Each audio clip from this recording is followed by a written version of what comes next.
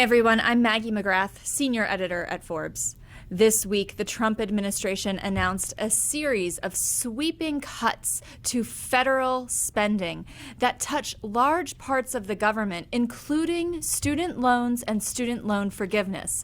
There are a lot of questions about what this means for borrowers and people in repayment. So joining us now is someone who has been covering this for Forbes.com. He is Adam Minsky. He is an attorney, and he is a Forbes contributor covering student loans. Adam, thank you so much for joining us. Thanks for having me, Maggie. So it's been a really busy news week with the announcement of the executive orders and then federal judges getting involved. We're speaking on Wednesday. Where do we stand at this moment right now? So as of right now, large portions of the order, as I understand it, have been temporarily blocked by a federal court until early next week, at which point the court will consider more details in the legal challenge and whether to extend that temporary block. So it's blocked for now, and in the meantime, you have been talking to the Department of Education about just what all of these executive orders mean for student loan disbursement, student loan forgiveness programs. What are they saying about all of this?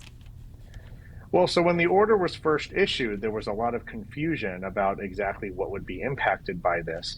There was a question about whether certain types of what they call direct assistance would be impacted and whether student loans were considered a form of direct assistance because they don't technically go directly to individuals, they go through schools and other institutions. The Department of Education has since clarified that Pell Grants and federal student loan and student aid programs should not be impacted by this order, which is potentially good news for borrowers, but there's still a lot of confusion and uncertainty out there.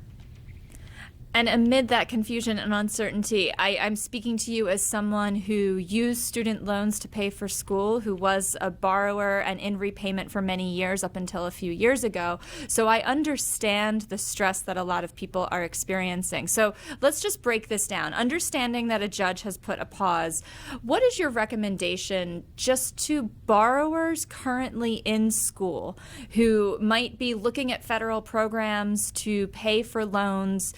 Is there anything they can do to prepare or otherwise just feel better in this moment?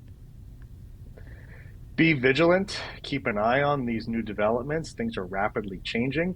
Understand what your federal aid options are. Talk to your school financial aid office if you have questions.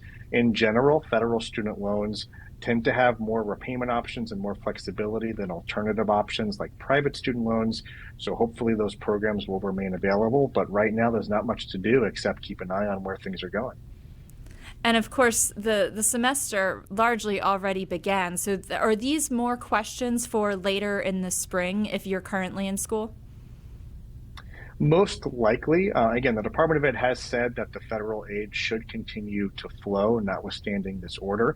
There's some question about whether Congress may implement some changes to federal student aid and loan programs. So that could start impacting people, I suppose, as early as the spring, depending on if and when any new bill is passed. Now, you've also been writing about student loan forgiveness programs. What should folks who have graduated and are working and have been counting on public service forgiveness, for instance, what should they be doing? Well, the Department of Ed has not explicitly said that student loan forgiveness and repayment programs are not touched by this order. That being said, there is some reporting that indicates that loan servicers are not directly impacted by this, so that's potentially good news. But we're in a time of heightened uncertainty with a lot of these student loan forgiveness and repayment programs. There's still pending legal challenges, possible repeal efforts. So borrowers should be up to speed on how these programs work, what their options currently are. Keep and retain records if you're already on track for loan forgiveness. There's a lot of good information on your progress for both IDR loan forgiveness and public service loan forgiveness through a borrowerstudentaid.gov account. Keep those records, retain them. You never know when you might need to rely on them at a later point. So basically the typical personal finance advice, read the fine print, keep good records, stay on top of your payments if you can. That basically applies to this moment for current borrowers. Absolutely, definitely. Now, for people in repayment, this is a slightly technical question, but again, sweeping budget cuts, you never know what could be affected. When I had student loans, I had a mix of private and federal loans, but I used a federal student loan servicer to repay my loans. So I would go to a federal site and enroll in autopay or check my balances. But what happens if there are huge budget cuts and the federal servicers are affected? Is that a possibility here? It certainly is. We're already seeing a lot of that play out because technically, you know, funding for a lot of these federal student aid and loan repayment programs has been flatlined for a while, and the effects of that have been extremely long call hold times, mistakes made in billing statements, and other types of errors. So, you know, a borrower might, you know, have a question about a payment and they need to call someone at their loan servicer and they can't reach anyone. So a lot of folks have been dealing with these issues already for months at this point. If there are additional cuts on top of that, it could have catastrophic impacts. Now, you mentioned that Republican lawmakers are considering general student loan reform. Can you talk about some of the areas that are on the table for reform? There's a lot of things that GOP lawmakers are looking at. They're looking at potentially repealing all existing income-driven repayment plans, including the SAVE plan, which was President Biden's one of his central relief programs designed to lower people's payments. It's possible that current borrowers could be grandfathered into the current system, but they're talking about replacing all of those plans with a new income-driven plan that would completely do away with time-based student loan forgiveness at the end of 20 or 25 years.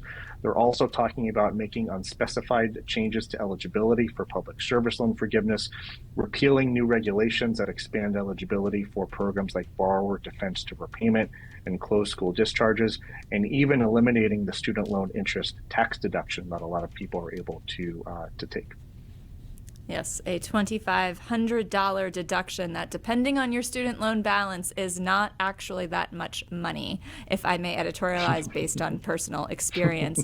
So, Adam, if we zoom out, it kind of sounds like uncertainty is the name of the game, and people just need to wait and see. Is there any other recourse people have? Should they be talking to their aid offices if they're in school, and if they're graduates, should they be calling alumni relations, or what do you recommend?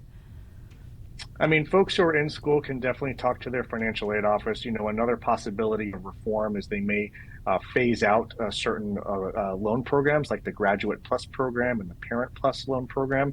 So that could force people to rely on alternative student loan sources. So that's something that folks should start thinking about as well. If you're already in repayment, start getting up to speed on how these programs currently work. And if you're worried about some of these programs going away, contact your elected officials in Congress because they need to hear from their constituents. Is there anything else that you're looking at that you think people should be aware of? Anything I didn't ask, but you think is an important action item for folks who engage with the student loan system, either as a current borrower or a current student or a previous student?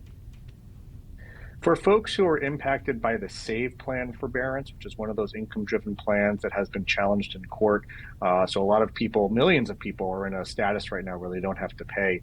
You should start thinking about your options now because the SAVE plan might actually go away. It could get overturned by the courts or repealed by Congress, and you might have to pick a different, more expensive plan that could result in a significantly higher monthly payment. Now is the time to start thinking about that, to start planning for that. We don't know if or when these changes are going to happen, but there could be some major changes on the horizon.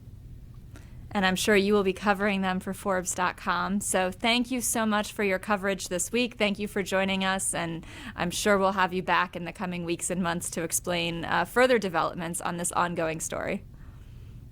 Thanks for having me.